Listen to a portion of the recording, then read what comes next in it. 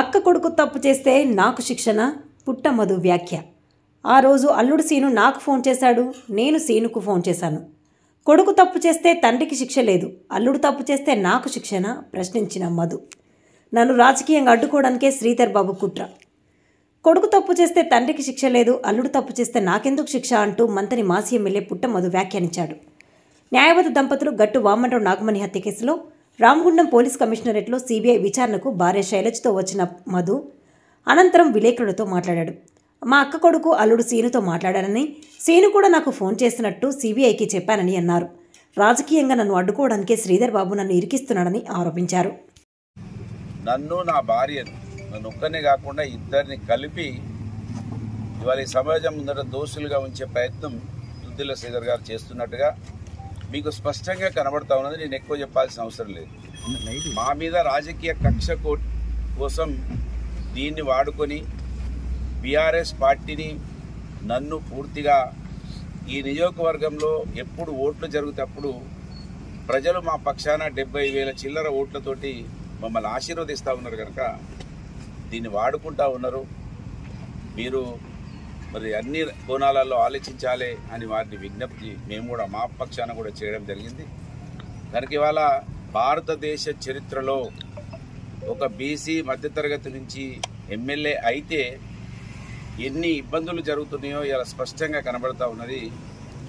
శ్రీనివాసు నాకు అక్క కొడుకు, బీనల్లుడు. కొడుకు తప్పు చేస్తేనే తండ్రికి శిక్ష లేదు, అక్క కొడుకు తప్పు చేస్తే నాకు శిక్ష వేయమని దుద్దిల్ల శ్రీధర్ గారు సుప్రీంకోర్టుకి వెళ్ళి ఈ విధంగా హింసించడము ఈ సమాజం అర్థం చేసుకుంటుందని నేను భావిస్తున్నా. ఏది ఏమైనప్పటికీ చట్టాల మీద, వ్యవస్థ మీద మాకు నమ్మకం ఉంది. మా దేవుడు బాబాసాహెబ్ అంబేద్కర్ గారు రాసిన రాజ్యాంగాన్ని అనుసరించి ఈ చట్టాలు పనిచేస్తాయని నేను భావిస్తున్నా. ఆ రోజు పోలీసు వాళ్ళు ఏ ప్రశ్నలు అయితే వేసినారో ఇవాళ సిబిఐ వారు కూడా అదే ప్రశ్నలు వేసినారు. శ్రీనివాసు ఏమవుతాడు మీకు, ఆయన మీకు ఫోన్ చేసినట్టుగా ఉన్నది, మీరు ఆయనకు ఫోన్ చేసినట్టుగా ఉన్నదని వారు అన్నారు. ఖచ్చితంగా నేను ఫోన్ చేసినా నాకు అక్క కొడుకు అని చెప్పినాము. సో దీని మీద ఇవాళ దీన్ని పెద్ద ఎత్తున పూర్తిగా మేము రాజకీయంగా చూడండి. ఇలా నా ఒక్కరి పేరు పెడితే ఓకే, కానీ నా భార్య పేరును కూడా సుప్రీంకోర్టులో వాళ్ళు వేసినారు. నాకు ఆమె సహధర్మచారిగా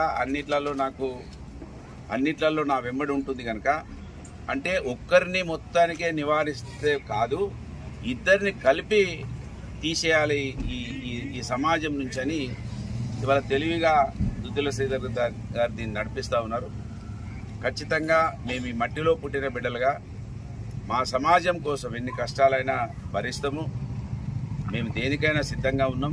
కానీ పూర్తి నమ్మకం ఉంది మాకు ఈ సమాజం, ఈ చట్టాల మీద, ఈ యొక్క న్యాయస్థానాల మీద నమ్మకం ఉంది, గౌరవం ఉంది.